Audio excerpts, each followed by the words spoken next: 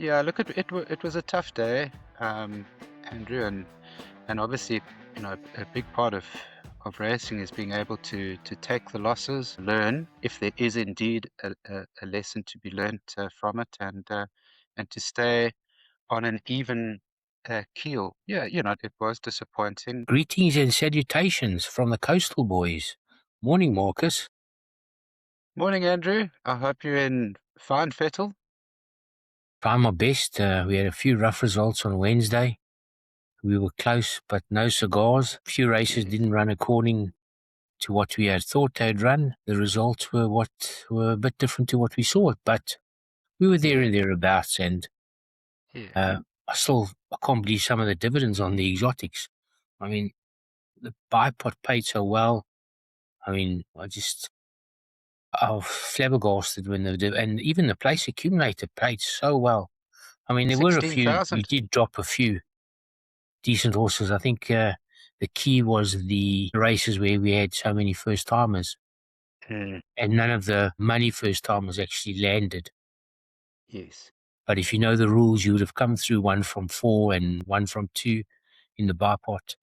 The first race was, I think, probably the best race that we'd seen, but we saw it Yeah, correctly. But Objet d'Arte was a bit disappointed. He normally runs through them. He brought them to the outside, and he just didn't find that finishing kick. yeah, I yeah, I will forgive him and yeah. give him another chance.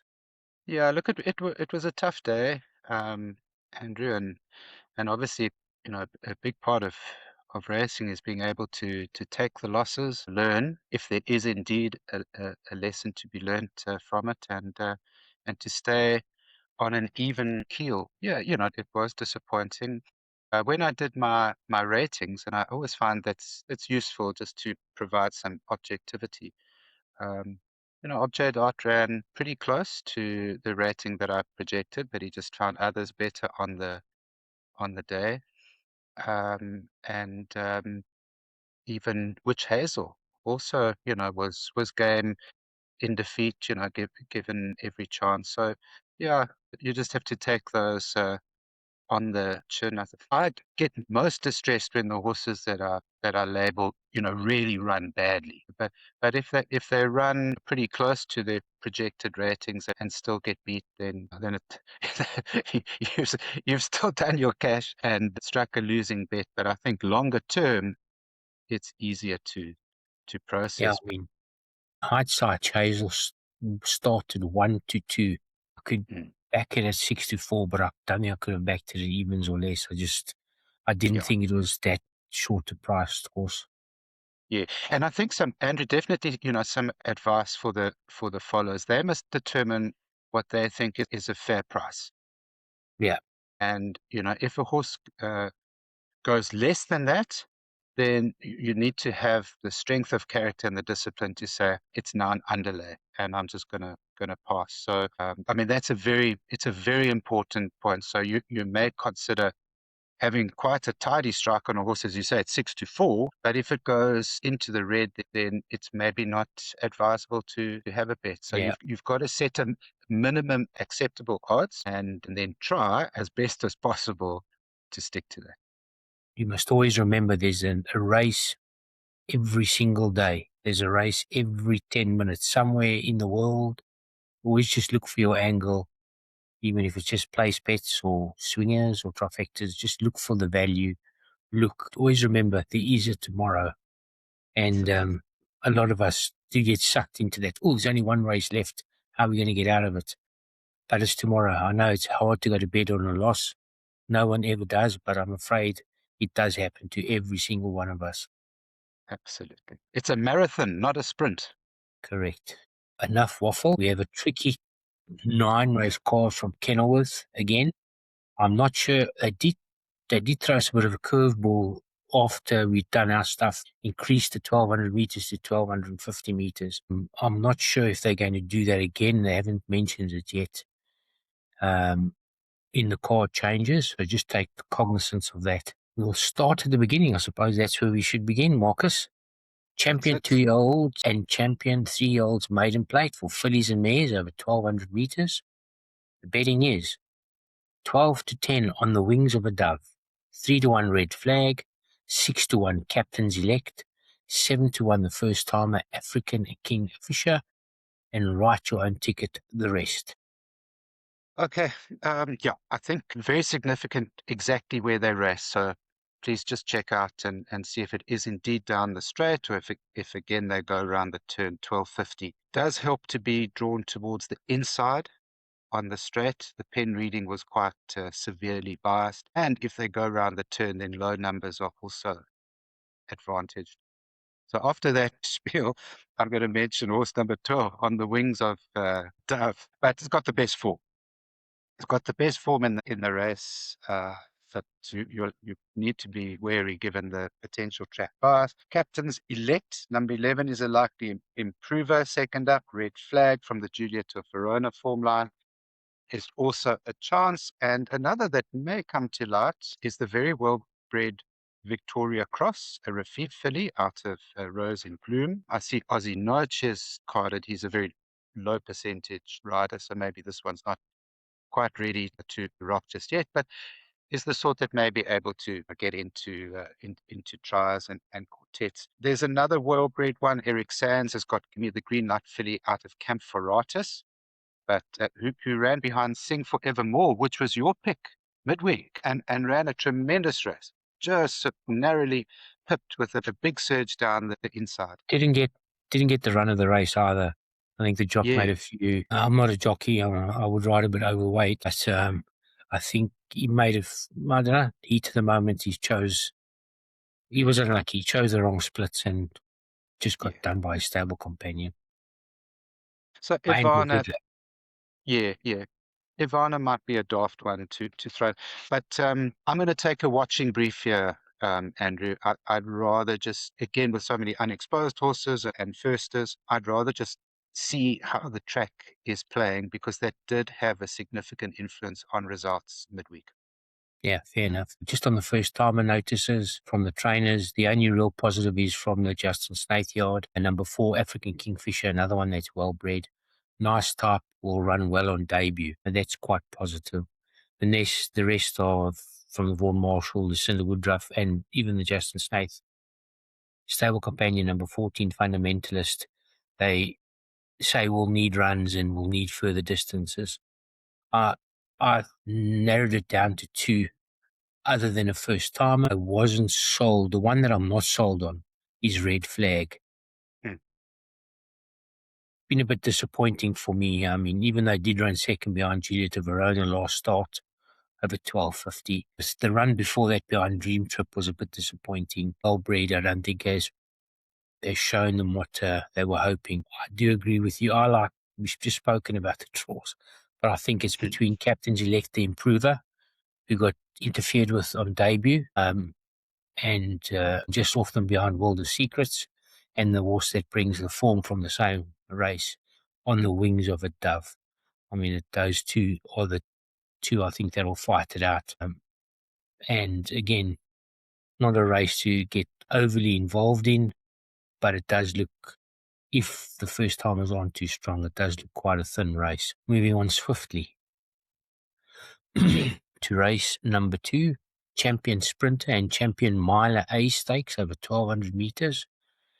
That's a bit confusing. Champion Sprinter and Champion Miler, and then they run Hmm. over 1,200 meters. I think they're just there to just put us off. A trappy 1,200 meter race. The betting is 2-1 the US of A, 5-1 Dumbledore and Dance Variety and Winter Snap, 6-1 Dream World, 7-1 Empire State, 10-1 Sugar Mountain, 14-1 Fast Train. Whew, trappy start to the bipot. Empire State was always highly rated by the stable, but it doesn't look the first pick in the race. Jocelyn Solomon's on board carrying 52.5. Has only placed once over 1,200 meters. I'm going to give that a skip. Fast Train, another one with a low weight, would have a squeak. Course and distance is quite solid. The US of A, very interesting. He's been ultra consistent, but then I look at his course and distance form and he's over the trip. He had 10 starts for 6 places, and he hasn't won for 286 days. He's run behind our friend Gold Gaboski. A Mm, few of these horses have run behind Gold Gaboski. They're basically all on top of each other. I mean, quite a difficult race to work out. yeah. So then you've got Dumbledore, with another one, Vaughan Marshall, stable, still not there. And the two that interest me the most, Winter Snap, I think lightly raced, has had 4 starts for 2 wins and a second, raced in much stronger company. Something went wrong last time, and if he's back to his best after 248 rest, I think he's got a big, big chance. And I'm going for another one I've put up as, oh, it's not in this, is it this race? Excuse me. Yes, I've put up an each way bet in this race on number 2, Fast Train. Was fancied by the stable last time. The jockey thought something went wrong in the race, felt it was short. It was examined by the vet. His course and distance form is good, 3 starts for 2 wins. At his best, he's a double figure priced horse on the day. I just thought it was a trappy race, and with the favourite never winning over the trip, over the course and distance, I just looked for a bit of value, and I thought Fast Train at double figure price, bottom of the boards, that and Winter Snap would be my two, but I've fallen on Fast Train. What do your speed figures say, Mark? Am I way off? Yeah, look, Austrian hasn't run a, a significant speed figure yet. The rest of them are closely clustered. Andrew, I'm a tiny bit clueless here. I really wouldn't know whether to zig or zag here. You know, you ask about the speed figures. My state is a 99 on my scale. The US of A is a 104. Dumbledore's 103. Winter Snap has already achieved the 97. So, and he did that as a young horse. So he's got scope. Dance Varieties a 103. Sugar Mountain, 108 at best.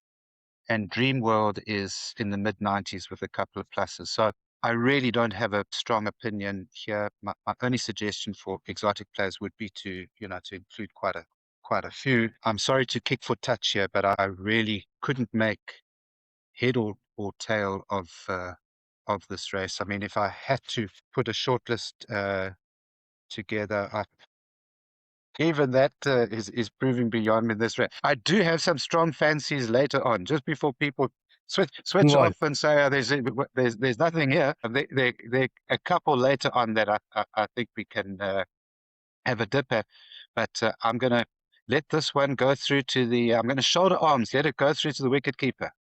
Taking the fifth. Yeah, yeah, yeah. Dreamworld, another one that I never mentioned that could improve, second run gelding and first Blinker time strike. Blinkers on blinker first time strike. now. Yeah, I did win on debut over course and distance, Yeah. and then ran a second, so has the form in the book.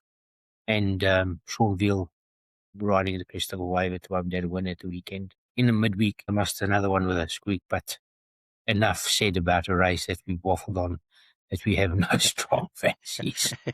Race 3, champion middle distance and champion stayer maiden plate over 1600 metres.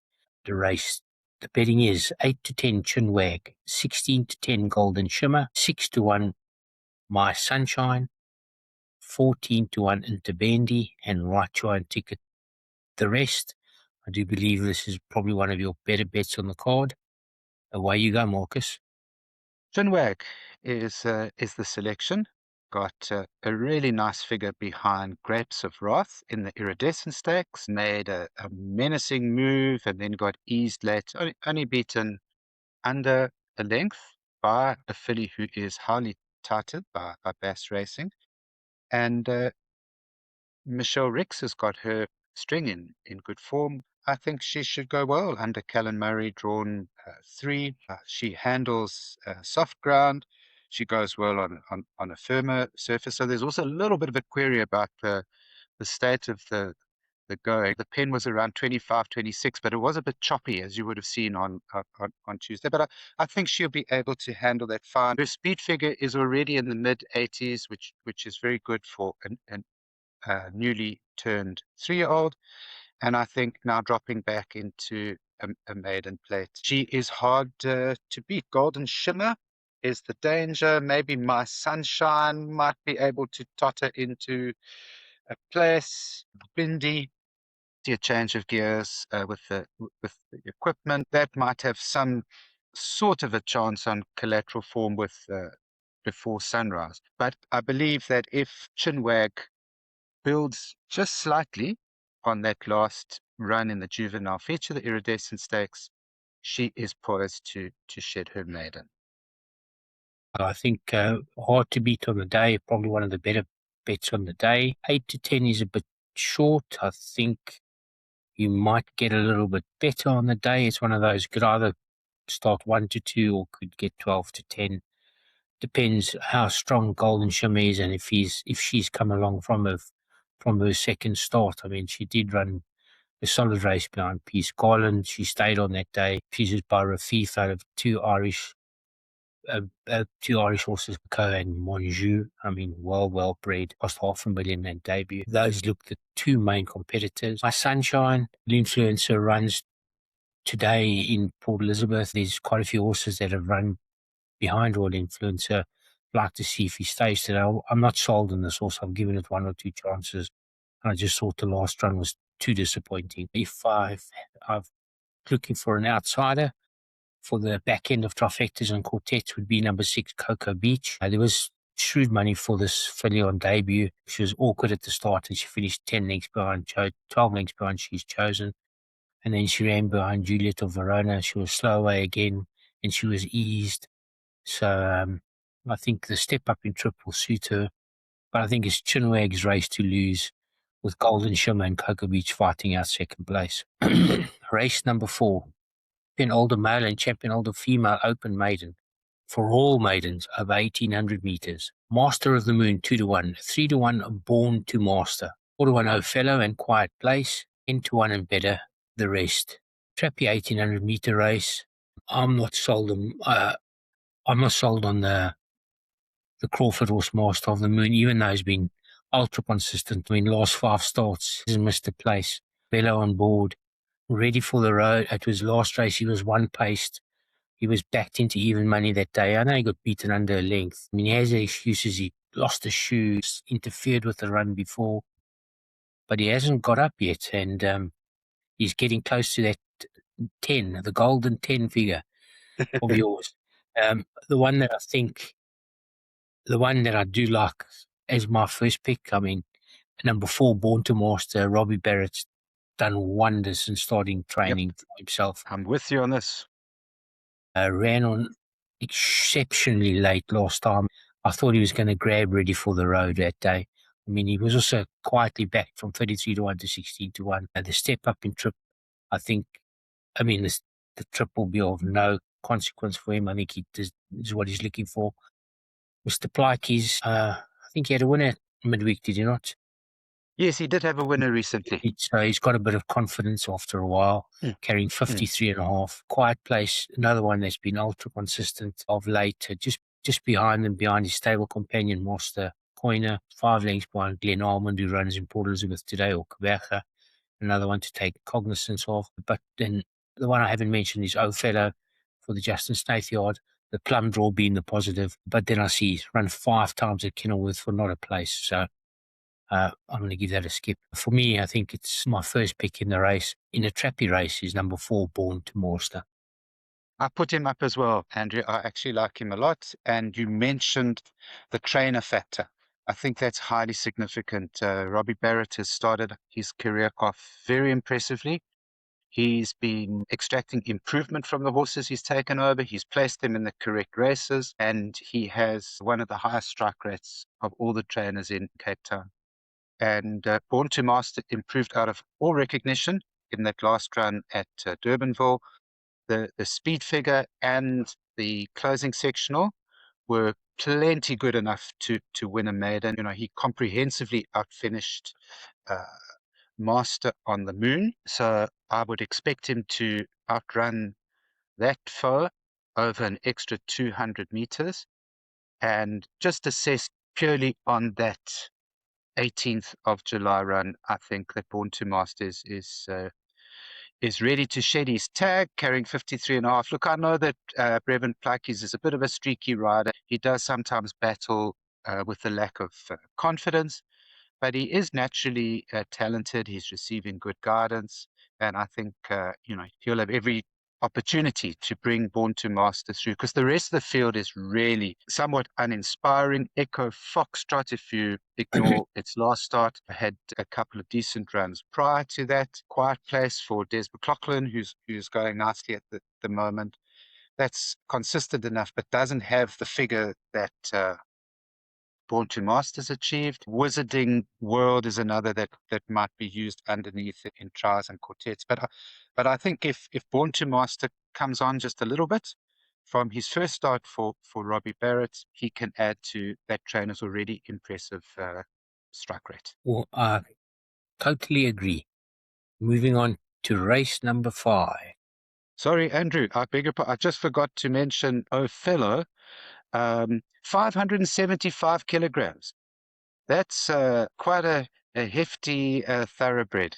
I just thought I'd mention that as an interesting aside. And unfortunately, very one-paced horse, extremely well-bred, Futura out of O Susanna, but is another that is held on finishing fractions by the selection. Please, Mark, don't lock the overweights. Don't knock the heavy boys. There are a few of us out there, and we do sometimes get a lot of stick. Apologies. Moving on to race 5, as I said, champion Jockey C Stakes over 1,800 meters. Race number 5. The betting is Waloya Yomoni 3-1, 4-1 Superhero, 4 Liam Bourbon King, 8-1 Ballsy Rossi Baton Rouge, 10s and better the rest. Away you go. This is a nice easy race for you, Marcus. Yeah, maybe Bourbon King in a tight race. Got a nice figure last time when running past Captain's Alliance, who franked the form with a good run midweek, and does have an improving profile. I've got immense respect for Andre Nel as a conditioner. This horse is not an easy customer. He does tend to jink sideways and hang in. And I see now Gareth Wright is entrusted with the steering. So, there are a couple of question marks. He's also been raised at the merit ratings. But in a deep and contentious race, I think Bourbon King would marginally get my. Amongst the others, the stable companion Superhero is not without a chance. And Ballsy Rossi and Walloa Yamoni all have similar figures. Fort Liam has been running well enough and will be a threat racing handy. Even Baton Rouge and April Fool's Day have competitive enough speed figures. So I see this is the first leg of Jackpot 1. Guys who like to have a go at the pick 4. I would suggest almost put in anything with a pulse here, because it's difficult. If you feel you absolutely must have a bet, I would say anything better than 4s about Bourbon King would be a reasonable enough play, but I wouldn't go mad here. Yeah, I found one at a biggish price to back each way. I'll get there to it. Let me just tell you about you forgot to mention Bourbon King has improved leaps and bounds since the addition of blinkers. 4 starts, True. 2 wins and 2 Yes. places. Yes. But he's slowly hiking up in the weights as well, which I think will be there and will be on the premise. And I think worthy being near the top of the boards. The stable companion number 1 has done nothing wrong either. Superhero, his last 4 starts, 3 places and a win. Again, this will be drawn influencer, and drawn influencer is running again today. Liefling just won a maiden, give that a kick. Ballsy Rossi hasn't come forward as I thought he would have done, but that's the stable is a bit cold at the moment. I'd like to see them get a bit warmer. Waloya Yamoni, Keegan DeMello on board. Went to the front last time, and they never saw him that day. He just kept on rolling. The Yeah, third that run was after a Andrew. rest. That was sorry to cut across you there, my man. That was the archetypal false run race. That was grand larceny up front. He just stole it. Yeah, Going softly in front and was given too big of a lead. So I wouldn't take that form line literally. I think at at a truer pace, a more testing pace, I would expect Bourbon King to reverse the form. Fort Liam from the Onion Yard, Aldo de May on board, and I know they've always thought he was a decent sort. I mean, he's been there, he's done nothing wrong. He's at 11 starts, 2 wins, and 6 places. A really nice horse to own. Bourbon King, I think, deserves to be up there. One that I've found is number 8, Baton Rouge. Uh-huh. Has had 9 starts over course and distance for a win in 5 places. If you look at his form against Waloya Yamoni, he holds a couple of horses in the race. He won last start. Buerta had a winner on Wednesday. We have the apprentice Dzonlo taking off the 2.5 kilograms to drop his weight to 54.5. When he's won, he's just been just off them. And I think with the lowish weight in a race of this sort, can't believe there's going to be too much pace unless one of the stablemates of one of the couplings tries to hot it up. And I just thought nearly a double figure price. I mean, Yeah. he holds Yomoni Yeah. stone cold. Yeah. He holds, there's a horse that ran again in the Devil Your Saint race as well. He holds him stone cold on the weights. But we must always remember, on paper, this race is running on grass and not on paper. So it just stables in form. I just thought it had a big price. Just coming off a win. I think the extra 200 will be, I think will be a positive more than a negative. Solid form over the trip, 12 runs for a win and 7 places. Really, really, I think I'm expecting a big run from Baton Rouge, even though being a 6-year-old. Pete Buerta, a very cyclical trainer for me. I mean, when he starts winning, there's a short spurt of a month where he'll have 7 or 8 winners and he'll go a bit cold. And he did have a virus and he struggled at the beginning of the year. He was ice cold for a long time, but he's had a few winners of late, and I'm expecting a big run from Baton Rouge. Like you're thinking, Andrew, and another thing in Baton Rouge's favor is that a seasonal preference tends to run particularly well at this time of the year, August, September, October. And just to provide a little bit of context, Bourbon King's best speed figure is a 94, and Baton Rouge's best speed figure is a 93. And so get your drift at double the price. Yeah, Baton Rouge is appealing. and also, I mean, he's 2 wins and 5 places in the wet. So anything Yeah. with the cut will be still out the ground because they've had a couple of showers this week. Yes. And even though the pen was 25, it was still a bit softish for me. Yeah. Yeah. Race number 6, the champion trainers class 5 for fillies and mares, back over the mile. Betting is 3-1 Little Nimbus, 3-1 Mont Papillon, 7-2 Peace Garland and Miss Attitude, 6-1 La Patrona. I think we've had a few of those in our time, Marcus. Patron or Yes. two. Force them down. 14-1 and better the rest. I've put up this as my arrow. It is a competitive race. I just like the way this horse has been running, and there have been big excuses of late, and that being number 2 Mont Papillon, Aries for the Reeves Yard, Holgate number 2. Got so much interference last time, and I'm expecting a big run. I think the 1600 meters even further would suit more. Just didn't get home. Just didn't catch before sunrise on his second last run, and then finished less than a length in a blanket finish behind Money Extractor, and he was hampered a couple of times up the straight. It does get a bit of a weight turnaround as well now with Money Extractor. The current favourite, Little Nimbus, from the informed Candice Bass and Aldo de Meyer riding, 63 kilograms, held on the last run behind Money Extractor in that race. The last couple of starts he's been 10-1, 16-1, 20-1, and now his favourite. I'm not sold on her. La Patrona, another one from the Candice Bass yard, has the apprentice on board, taken off the 2.5. Another one in that blanket finish, finished 5th. 0.7. Peace Garland just won a maiden beating Juliet de Verona. I'd like to see more runs of that. And the Raider from Quebec, Black Path for Peter Wrench, looking for the turf, as they would say, if you're a Quebec trainer. I mean, shame they've had no grass for forever. I think it's all about Mont Papillon for me.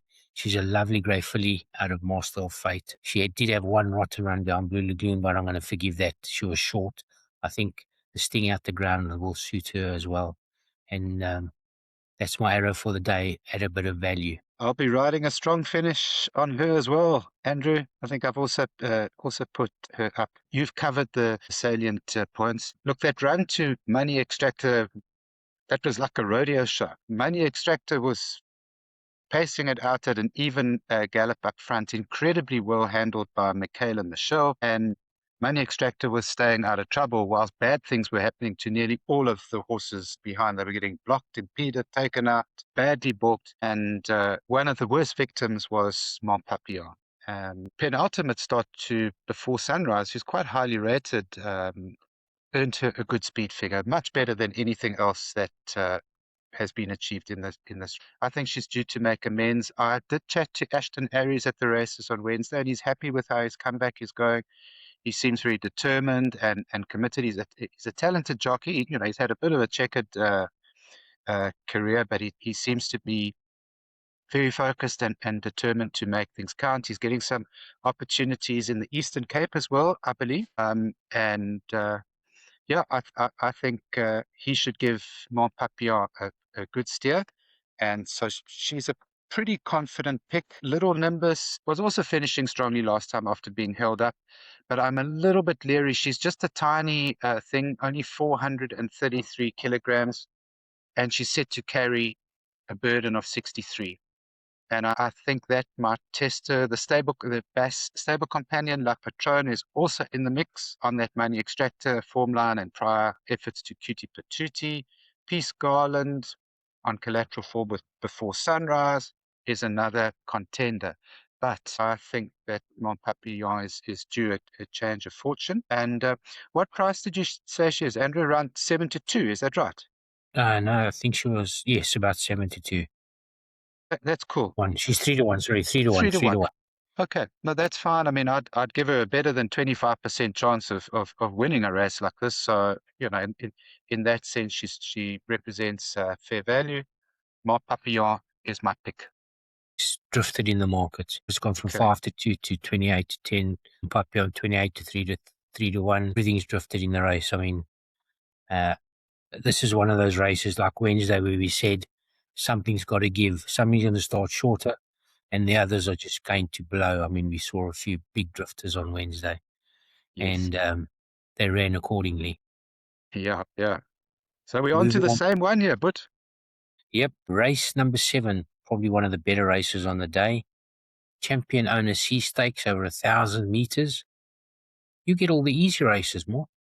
7-2 Major Apollo, 4-1 Winter Pirate, 5-1 My Bonnie Boy and Palace Gift. A touch of support for Kelp Forest.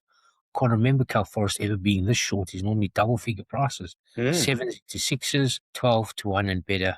The rest. yeah, I'll go through it in card order, mention the speed ratings, and just provide some brief profiles. So Alice Gift has got a best speed figure of 93, and I think should go well. Drawn at 1 down the straight. If repeating that run to Trois Sept Huit would be a serious contender. Winter Pirate hasn't run for a while, but I mean, Eric Sands performed a remarkable feat to bring the wonderfully named Voorlopertjie back from a long rest to run a career top figure. He's got Winter Pirate here who ran to Rich Man's World, who together with Haute Couture is, at least on my figures, is, they're by far the best 2-year-old seen out last season. So the fact that Winter Pirate got within a couple of lengths of Rich Man's World is significant. Earn the Weekend is interesting. Received some shrewd support last time and ran a solid enough figure in the mid to high 80s. So I expect that one to build on that and maybe get into the money. Champagne Castle is very interesting. She got an excellent figure when beating Red Spice in January. Got a really high speed figure, but then duffed it subsequently when trounced by Red Spice, taken up to Durban and bombed out completely. I'm not one to get too hooked up on horse weights, Andrew, but she maybe hasn't grown that much. I mean, she's only 434 kgs.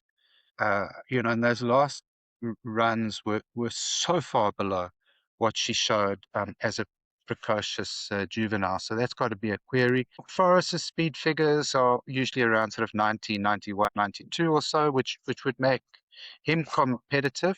But as you note, I mean, usually, he runs as an outsider. He mixes his form. He's very erratic. So I'm not sure that short price about that one appeals. So there more question marks than answers. I've mentioned the horses that would go onto my shortlist. I've put number 1, Palace Gift in, 4, Winter Pirate, 6, Earn the Weekend, and then question marks next to 8, Champagne Castle, and 10, Kill Forest.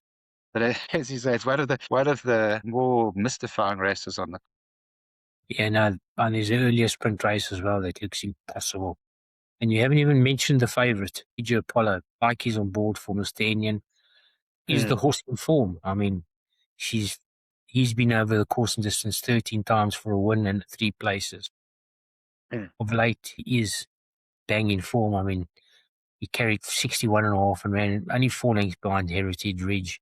1,000 metres. I mean, this looks like the horse that's going to go to the front. Kelp mm, Forest, the shoes. I mean, course and distance is good. 3 starts, a win and 2 places. Carrying 62, drawn 10 is going to have to get in, I think. I think mm. it all revolves around the 2 horses that have fluffed their lines of late. Champagne Castle.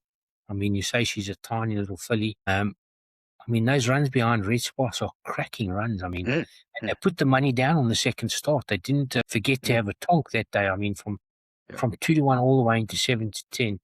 And Red Spice, we saw run cracking races in the Tail feature season. He's a Guineas possibility. I actually chatted to Pitt Stain Okay. during the week, and he's a I don't know if you call long-term or medium-term Guineas prospect, because he looks like he's got classic potential. In the weekend, I'm not sure the 1,000 meter is going to suit. I think he's probably needs a bit further. Uh, the one that I was very interested in is number 4, Winter Pirate, but he's coming off a 119-day rest. I mean, what price would Rich Man's World be in this race? King and DeMello on board for the Werners. I'm not sure what happened last time. I mean, it just sometimes horses do throw in bad races, and that was quite a strong race as well. He played up a lot before, and he was very difficult before the start. Palace Gift, Shane Humby, has got the apprentice on board to negate the 63 kilograms. Does have the number 1 draw. I mean, but this is a horse that runs on. So the 1 draw might not be the massive positive. He might find traffic in running again, but I think it is a really, really trappy race. My Mm. short, I'm going to have to put something in my buy pots and my place accumulators and my jackpots if I do play exotics. What would you do, But Andrew? sure, I would definitely include 4. I would definitely include number 8, even though so small. Probably go 4, 8, and 9 to try and get me through the place accumulator. And if I was forced to, I'd put in number 10. Shane Humby's also fractal ran too badly midweek, so he's not on my Christmas card list at the moment. So I'm going to give that a bit of a skip. You know how it goes. You should never do that, but I am. Yeah, that's true. Like what was like the commentator's curse, when you brass them, they come They've up come up and flying. We're stun on us. Breeders Class 3. We stay on the sprint trip over 1,000 meters. The betting is 5-1 the field. Flying Finley, Pink Pigeon, 6-1 All About Al, 6-1 Unbel D, 7-1 Oliver Magical Place, wins and better the rest. Ooh, another, I'm not going to say trappy, I'm going to say Mm, competitive 1,000 meter mm. sprint. Yeah, A because good real, quality real race this. competitive sprint. I've narrowed it down to 3 runners, being Flying Finley, a horse that's in form, 12 runs over course and distance, 4 wins and 6 places. Drawn 1, we know, which is a plum draw at the moment. The other one, Pink Pigeon, has done nothing wrong other than not winning for 270 days, 117 days. Course and distance impeccable, 3 starts, 1 win and 2 seconds. I did like the run behind Song of Myself and quite convincing that day. And this horse wasn't too warm in the market, drifted from 8 to 10 all the way out to 5 to 2. So it was, I don't know, there was money for other horses in the race. I wasn't sold on Umbaldi. Hasn't won for 665 days. I'm going to give that a swerve.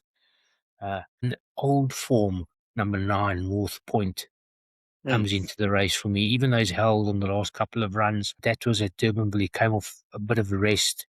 Course and distance also very good, which is one of the tools that I use a lot. 7 runs, 3 wins, 3 places, but he has to come back to his old form. And that's how I see the race. And if I was given 20 Rand and told to have a bet, it would certainly be on number 1 Flying Finley. I'd have my 10 Rand each way, and I wouldn't expect to not be getting a dividend. I know Yeah. you found 1 or 2 others in the race, Mm. and away you go. Andrew, I'm a Magical Place fan. I know that he's not an easy ride. He tends to chase, and they're trying to teach him to settle. But you've mentioned Flying Finley. Now, Magical Place just gave him wind chill when he flashed past him when they met in April, and earned a really good speed figure of 101, which made me think that he was, headed for the tops. And then he completely duffed it in soft ground behind his old nemesis Flying Finley. And then last time in a key race behind All About Al, he was drawn wide out, and Mudley tried to settle him, and then he ended up looping outrageously wide around the Durbanville turn. What was significant, though, is he finished off with great zest. He actually ran a closing sectional in 21.9 seconds, which only good sprinters can do. So I'm going to take a chance on Magical Place at around 7s. There is a question mark over his soft track ability. So I would wait until race time and just see how the track is running. If it cuts up a lot and is soft, I'm not sure that that will really suit him. So sorry, I'm already putting in disclaimers and stuff like that. But I think he's a very, very talented sprinter. Already 3 wins from 9. He has earned figures a few months ago that suggests that he is, really, really good. Flying Finley is probably a more dependable option. So I like your thinking, as an each way play about Flying Finley, because you can be sure he's going to run his race. Look at those consistent efforts to Lyrical Gangster, Magical Place, Gold Jaboski, and the veteran All About Us. So I think Flying Finley, you know he will give his running. Magical Place, you take a bit of a chance with him, but he may just be more talented. All About Owls in great shape. 9-year-old, all credit to Adam Marcus. And you're He's, in great shape. yeah, yeah, that's, I mean, Adam assures me, the horse is still full of vim and vigor and loving his racing. And he actually got a really nice speed score last time of 100, but he did enjoy the run of the race, when holding off Flying Finley. And those horses are drawn right towards the inside. Flying Finley 1, Magical Place 2, all about L3. So those are the ones to focus on. Pink Pigeon, as you've noted, solid form over the course and distance. Horses towards the outside, like Oliver and One Liner, will, may be able to hit the board. Yeah, 1,000 meters. I mean, there's lots of speed signed on here. Elusive Winter. North Point is interesting on back form. So I think it should be a true run race. Long story short, if Magical Place settles, gets a nice toe into the race, and gets a clear passage down the inside, he has got the turn of foot to run them all out of it. So he would be my each way suggestion at around about 7s, but he does come with a bit of a health and wealth warning. I mean, on pure collateral form, the last 3 starts, he cannot beat Flying Finley. Yeah. I mean, Flying Finley's getting weight and has beaten him Yes, every single time. But yes. then All About Al does hold Flying Finley on the last run. Mm. They're quite close up with a weight turnaround. But one's 5 and one's 9. So Yeah, yeah, I'm going with the youngster. The yeah, youngster yeah. who's 5. Yeah, but No, I think.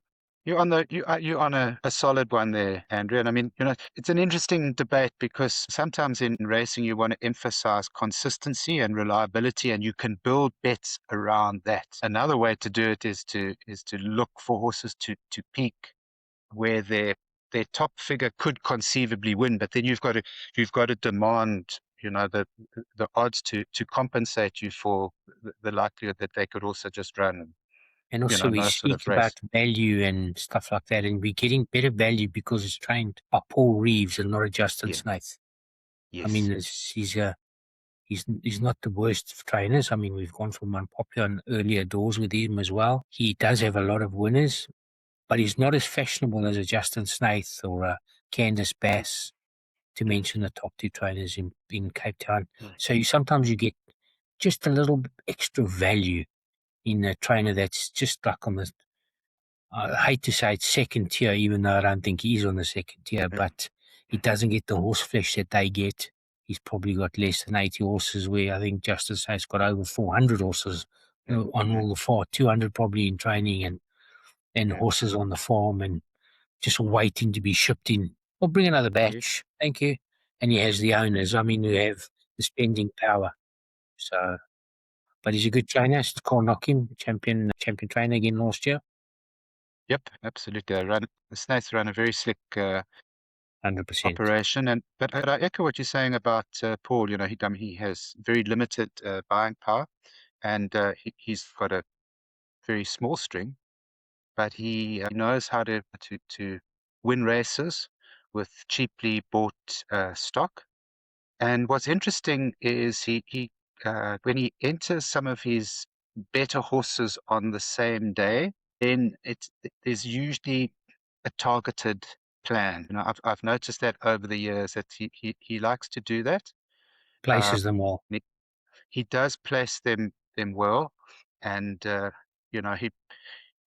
he could conceivably, have a couple of winners on Saturday if everything plays out. His horses also tend to do nicely in the wet, and he's a very, very competent horseman. So yeah, I do have a lot of respect for how he operates. Yeah, not a glamour trainer, but he knows his stuff.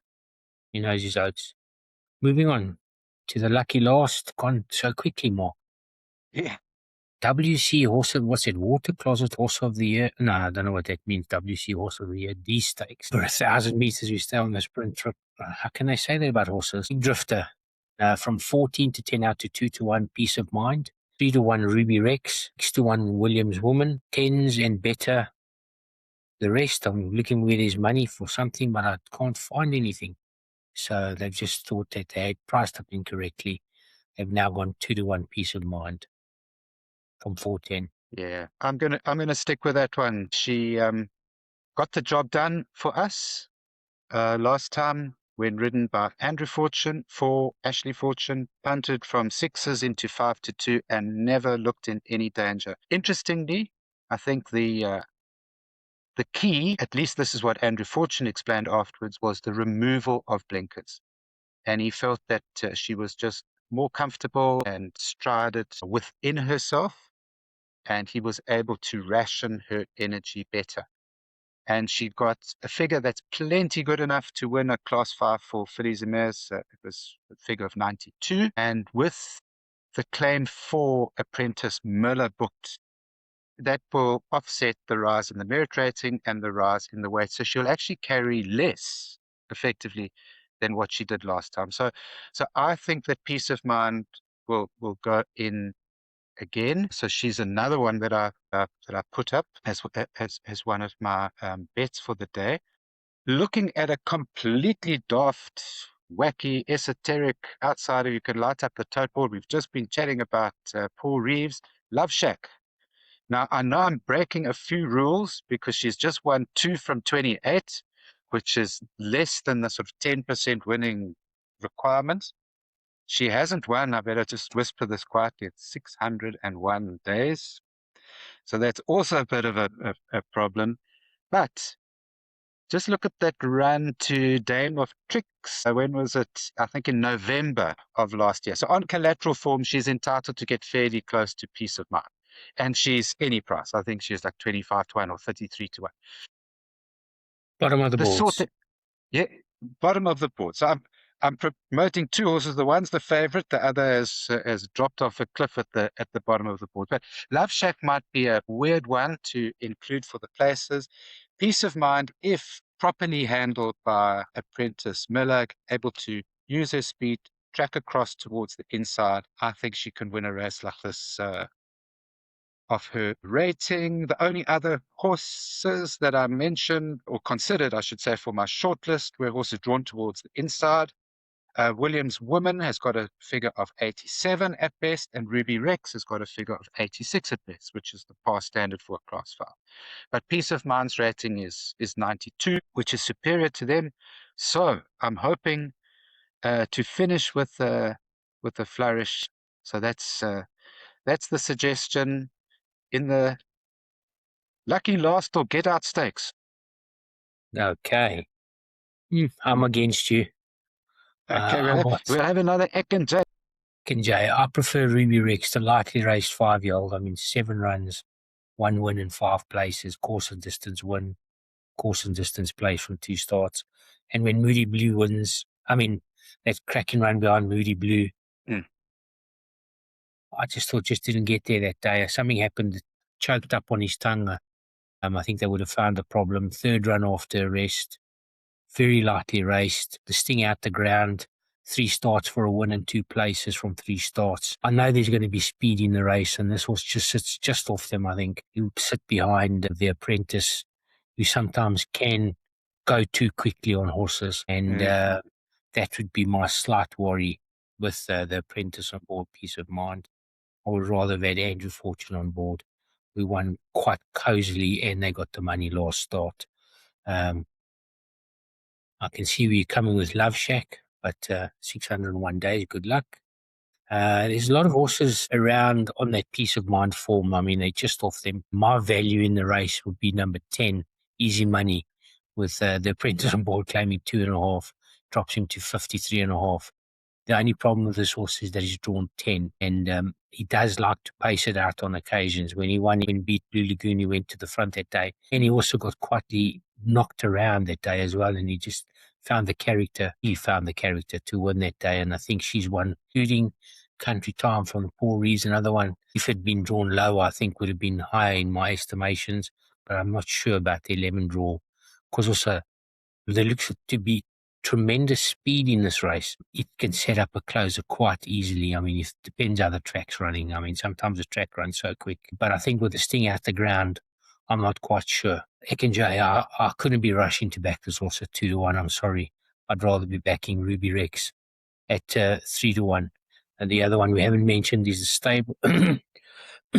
Sorry, is Williams Woman. I'm saying stable companion because Peace of Mind was with Michelle Rex, and she has Williams Woman with Bongani on board, drawn 2. She'll be looking to spoil the party. I promise you that. Someone is taking a horse away from her. yeah, And Varun Judy claiming 4, another one.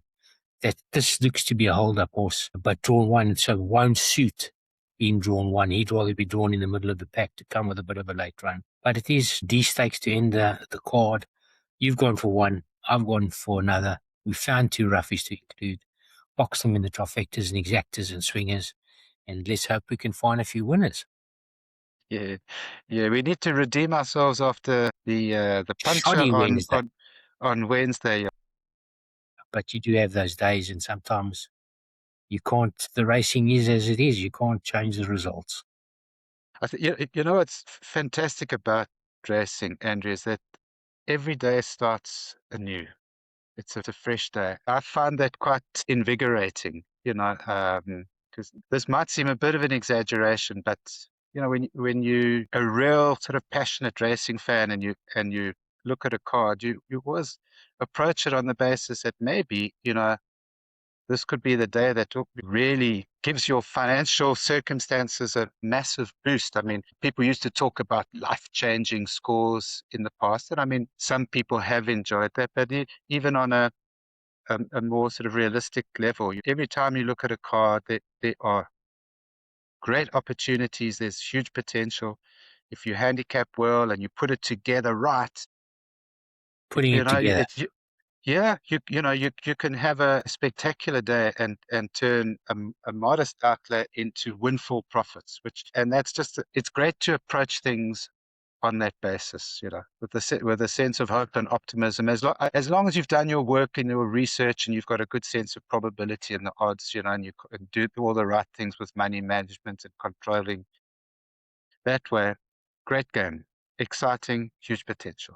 So one of my friends says to me quite often, I see another one of your pets is running. You'll be liking that again. Yeah, no, I liked it. Just, Mark, don't forget to watch today in Quebec. One of your favourite horses, Gold Gaboski's running. They're stepping him up in trip. This would have happened already. So, as we Yeah, pre-record the day before, running against probably one of the better horses in Quebec, 4 to 10 right. shot of Anacreff Zenovi. Gold Gaboski, I see there's a Form 9. We've seen a Form 9 earlier today where he ran in 1,000 metres and he's running over 2,000 meters today, stepping up in truck. They've Well, taken a few horses down. They thought they were going to be on the turf, and so they've scratched half of their runners that they wanted to run on the turf, but they still have a couple of the Snaiths still have a couple of runners on the poly today at Quebec.